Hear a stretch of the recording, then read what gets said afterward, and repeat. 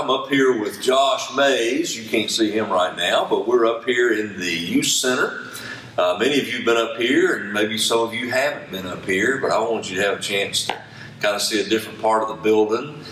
You may be like me and missing being in some of these areas of the church, and so we're going to give you a little view of something else today. Hey, I want to encourage your hearts today.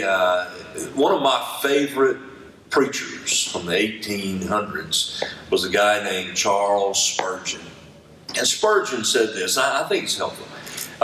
His quote is this: "Storms help to make the sailors sturdy, and trials help to make the Christian strong in faith. The more the wind blows, the firmer the oak's roots grip the soul." Isn't that a great statement there? It reminds me of some words that Peter said in one of my favorite chapters in all the Bible, is 1 Peter. He's been talking about this incredible salvation and how God's provided it, and what its characteristics are, and that it's reserved in heaven for us.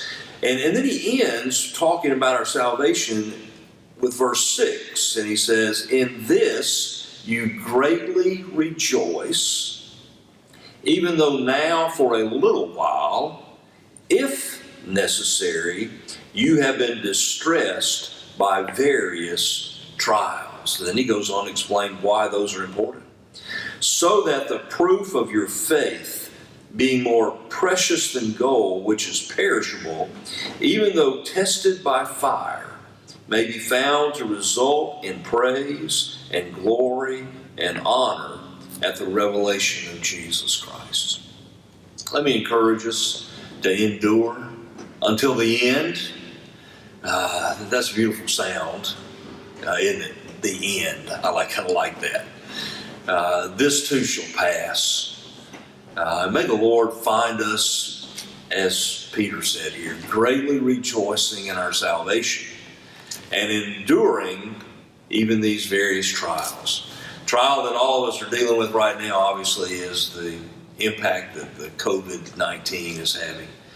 You know, we're hearing glimmers now that even in perhaps weeks, months, that the churches will be back meeting, and we're looking and trying to make some preliminary decisions about what that's going to look like. You know, I don't think it's going to be just like it always was to start with, but we're hopefully working in that direction. But I would ask you to pray about the decisions that need to be made. We want to be together.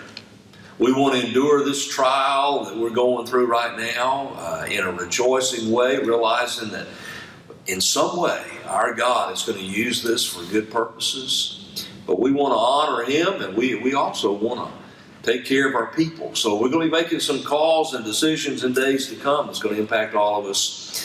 You pray for us. Will you do that? You know, I mentioned to you that we're up here in this youth center. One of our video conferencing Sunday school classes that Mary Cordes teaches, usually the class usually meets here, but now they're doing it online. I mentioned to you, I think last time, some of the classes that were video conferencing their Sunday school lesson.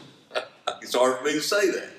But I found out a couple more that are. Our young married class, Scott Brown, weighed in this week, and they're starting to do that.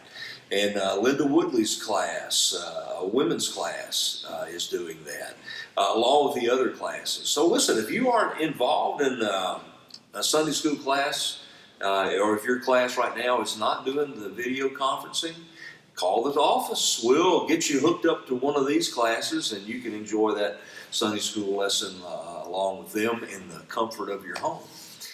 Hang in there, will you?